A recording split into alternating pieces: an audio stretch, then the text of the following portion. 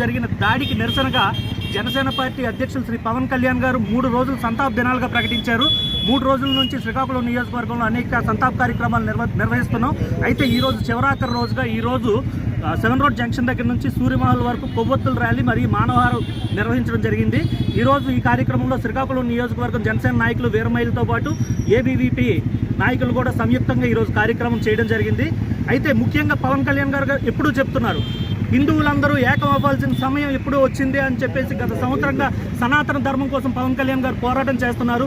దాని ఆవశ్యకత ఇప్పుడైనా పార్టీలకు అతీతంగా ప్రతి ఒక్కరు గమనించాల్సిన అవసరం ఈరోజు ఏర్పడింది.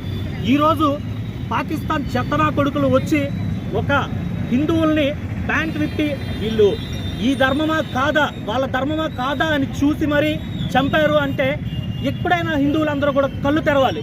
ఇది కేవలం భారతదేశం మీద జరిగిన దాడి కాదు, మన హిందూ ధర్మం మీద జరిగిన దాడి, మన భారతదేశ విశ్వాసాల మీద జరిగిన దాడి.